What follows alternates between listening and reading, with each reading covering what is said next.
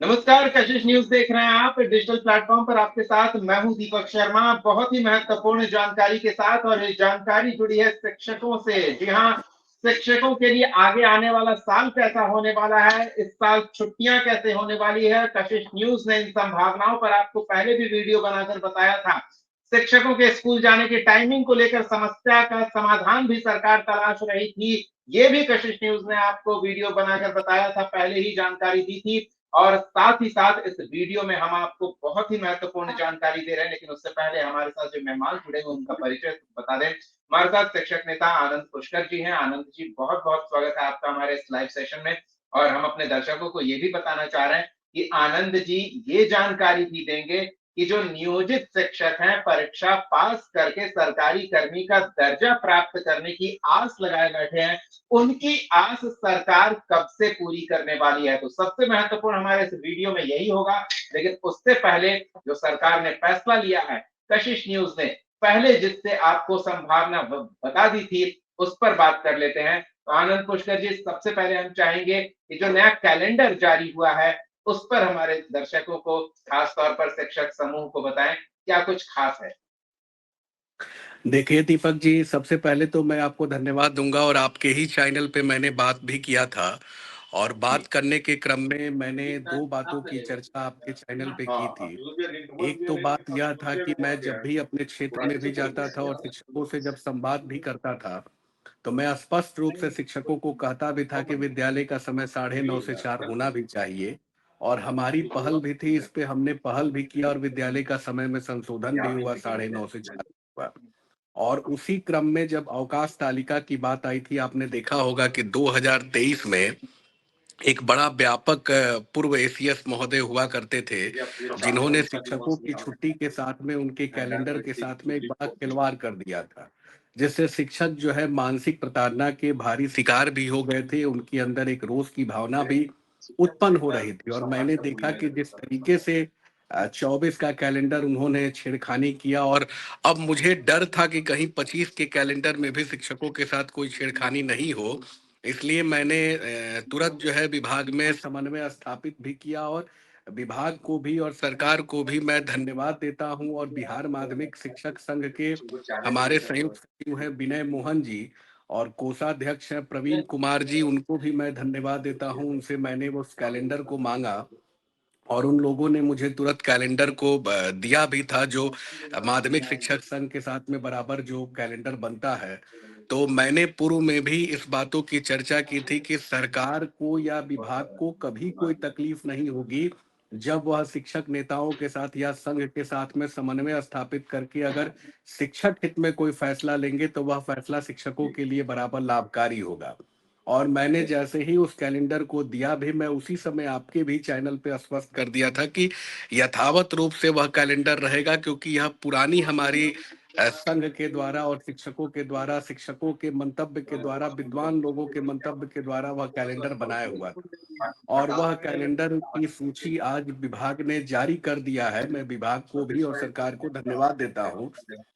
लेकिन इसमें एक त्रुटियां रह गई है, जो 1 जनवरी वाली जो बात है, उसमें मेंशन नहीं किया गया है। मैं उसके लिए भी प्रयास करूंगा कि 1 जनवरी वाली भी बात उसमें आ जाए।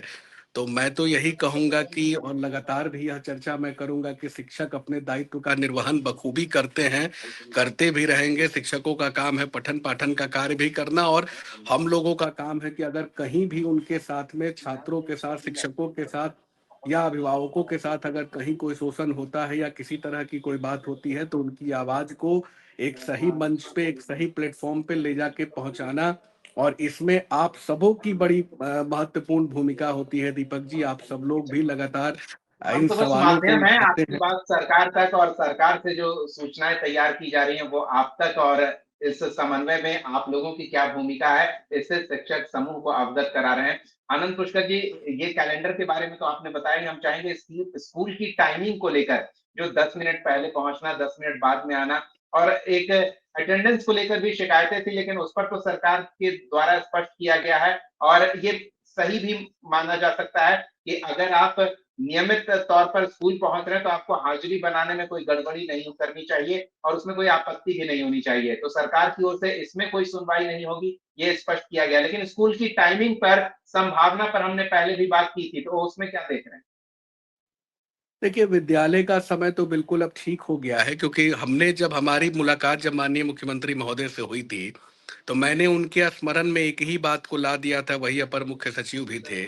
उनके स्मरण में एक ही बात को मैंने लाया था कि 2013 से जो विद्यालय का समय जो रहा है, 9:30 से 4 बजे तक वही समय बस विद्यालय का कर दिया जाए।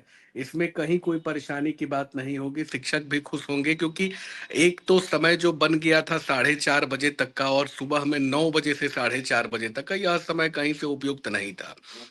लेकिन माननीय मुख्यमंत्री महोदय जी के संज्ञान लेने के बाद, माननीय शिक्षा मंत्री जी के संज्ञान के बाद यह सारा परिवर्तन हुआ है। इसके लिए मैं विभाग को भी धन्यवाद और सरकार को और माननीय मुख्यमंत्री महोदय जी को भी बहुत धन्यवाद देता हूं।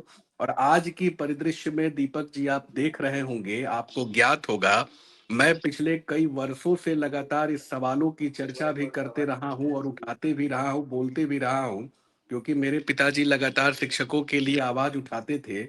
मैं एक बात की चर्चा कर देना चाहता हूं कि विभाग के कुछ ऐसे पदाधिकारी हैं जो सीधे हाथ से अपनी नाक को पकड़ना नहीं जानते हैं, वो हाथ को घुमा के पकड़ना चाहते हैं। आपको ज्ञात होगा कि जब यह नियमावली बिहार विद्यालय विशिष्ट शिक्षक नियमावली जब अधिसूचित होकर हम शिक्षकों के सामने आई थी, तो मैंने उस समय भी जाके सरकार को यह कहा था कि जो शिक्षक जहां रहना चाहते हैं उनको रहने दीजिए, और जो शिक्षक जहां जाना चाहते हैं उनको जाने दीजिए।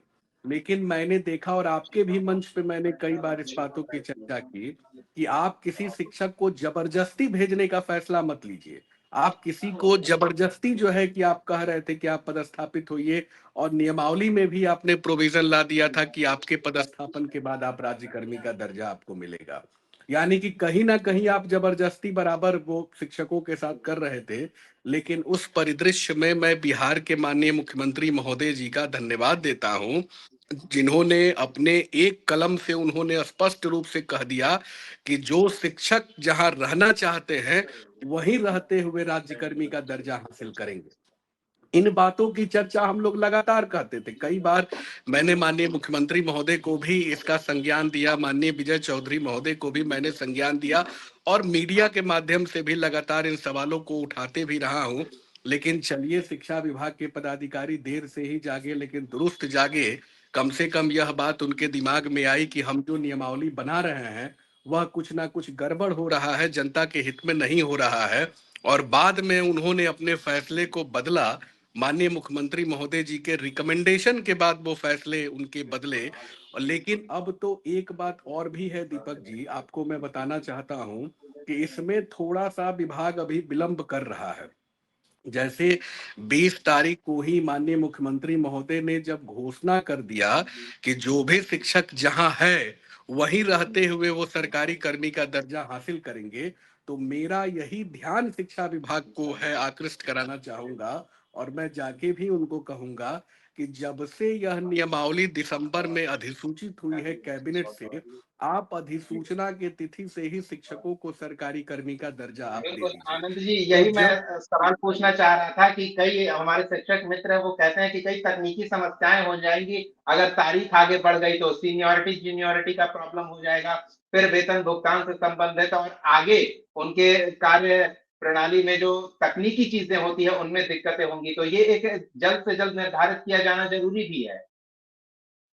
जी, बिल्कुल जरूरी है, क्योंकि इसलिए भी जरूरी है कि दिसंबर 23 में यह नियमावली सामने आ गई थी, अधिसूचित हो गई थी, कैबिनेट की मोहर उस पर लग गई थी।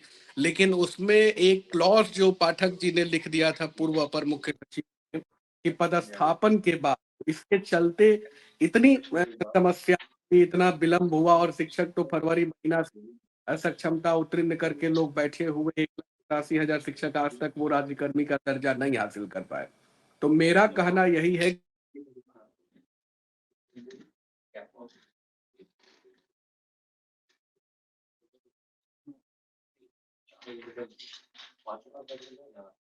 जी आनंद जी, अब तक आवाज पहुंच रही है?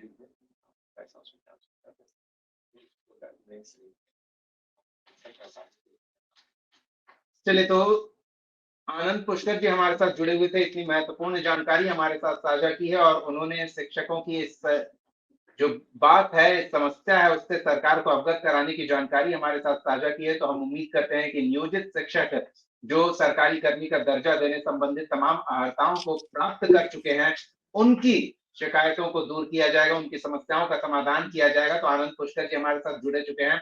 बात अधूरी रह रही थी तो उसे जल्द से जल्द पूरा कर लेते हैं। जी आनंद जी।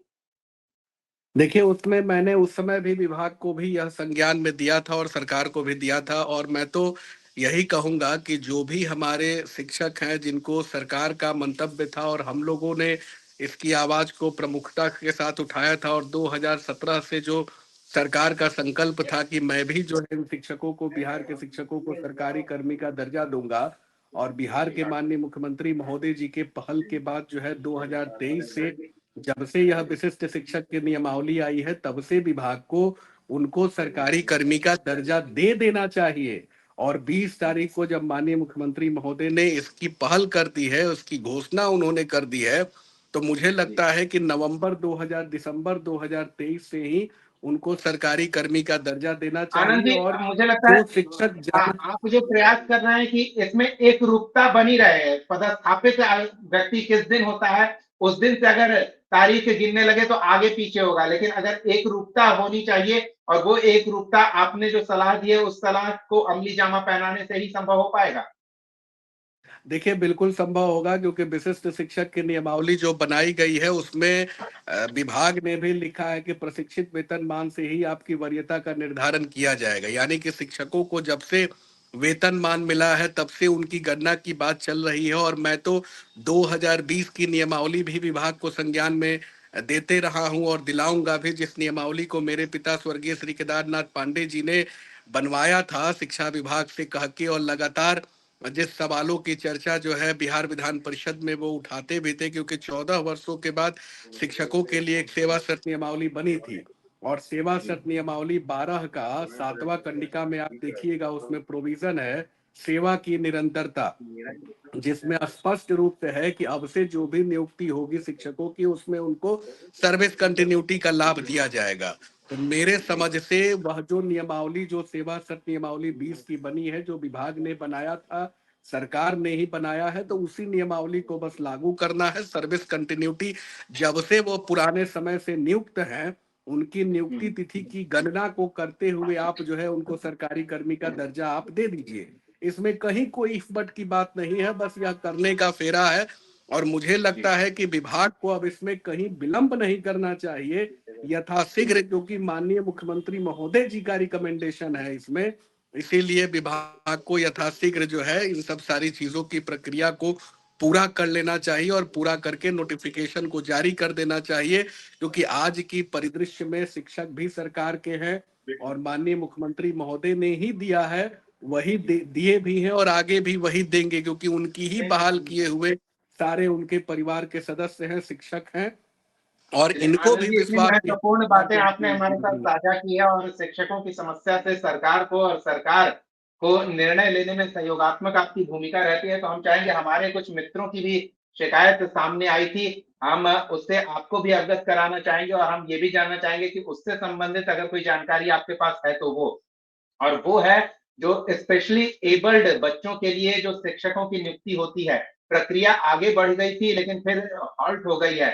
जो मूक बधिर बच्चों के लिए शिक्षकों की आवश्यकता विद्यालयों में थी, उन आवश्यकताओं को कब पूरा किया जाएगा? परीक्षा पास अभ्यर्थियों की नियुक्ति को लेकर क्या प्रक्रिया होगी? अगर इस संबंध में कोई जानकारी है तो हमारे दर्शकों को और तमाम शिक्षकों, अभ्यर्थियों को अपडेट कराएं।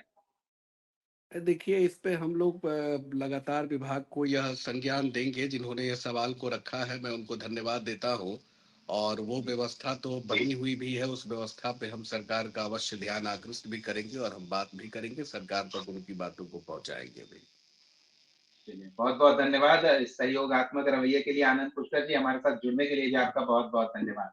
तो ये थे आनंद पुष्कर, शिक्षक नेता, शिक्षकों की समस्या के समाधान के लिए तत्पर रहते हैं और हम उम्मीद करते हैं कि इस वीडियो के माध्यम से आपको काफ़ी महत्वपूर्ण जानकारियाँ मिली होंगी। और अगर आपके मन में भी कोई संशय है, कोई सवाल है, तो कमेंट सेक्शन में अपनी बात ज़रूर हमारे साथ साझा करें और साथ ही साथ ये भी बताएँ कि ये जो प्रयास किया जा रहा है शिक्षकों के कैलेंडर को लेकर, अगले साल के कैलेंडर को लेकर, समय अवधि को लेकर, उसके बारे में अपनी बात हमारे साथ साझा करें और जो समस्या का समाधान तलाशा जा रहा है, नियोजित शिक्षकों के लिए सरकारी कर्मी के दर्जे को लेकर, उस पर जो हमने बातचीत की है, उस पर आपकी क्या राय है? ज़रूर कमेंट सेक्शन में बताएँ। इस वीडियो को लाइक और शेयर करना ना भूलें। हमारे चैनल को सब्सक्राइब करें, अपडेट के लिए बेल आइकॉन दबाएँ। बहुत-बहुत धन्यवाद जुड़ने के लिए। नमस्कार।